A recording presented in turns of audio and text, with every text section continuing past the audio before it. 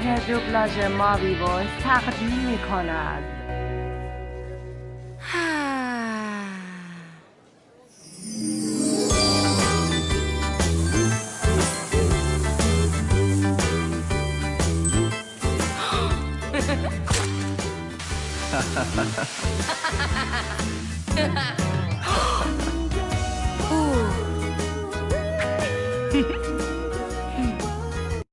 لطفا اینا رو حساب میکنین؟ چی؟ نمیخوای حساب کنی؟ هی تاکایی بخوای به صورت بزدال بزنی. من داشتم ببخشید الان حسابش میکنم.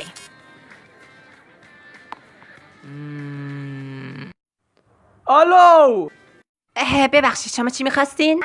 با کنار خودم حسابش میکنم. اصلا حواست جمع نیست که داری چی کار میکنی. هی چی میگفتین؟ متاسفم. تا این همه مدت داری دور اسکیت دار نگاه میکنی ها. اسکیت؟ نه بابا، من دارم به کار میرسم. از صورتت معلومه که داری دروغ میگی. تا هیچ موقع اینطور نبودی. معلومه که یه چیز در میونه. راست میگی. برای اینکه فکرتو به چیزی مشغول نکنی باید 15 تا شنا بری. ببین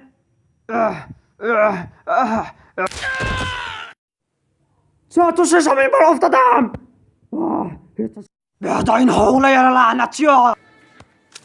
بعد از اینکه کامرم خوشم برمیگردم. آفرین. آره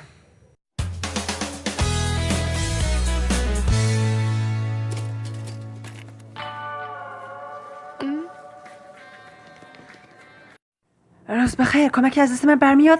من اینا رو میبرم بده به من. ممنون. قابل نداره چون این کار هر روز منه. دابز بیا اون لباس ها رو تنشون کن. باید برم پیش بگو.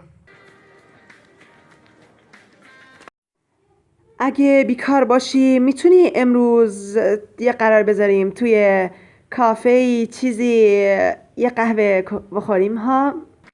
فکر خوبیه اما باید کارای گاراگو انجام بدم. گاراگو؟ آها دست بدا بابا، میتونه از زیرش تر بیه. کمک لازم نداری؟ نه خوبم، از این بهتر نمیشه جن.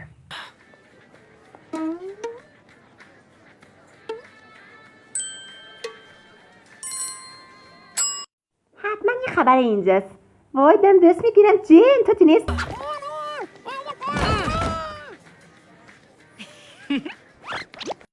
داره لباسش عوض میکنه، میگه بو گرفتم.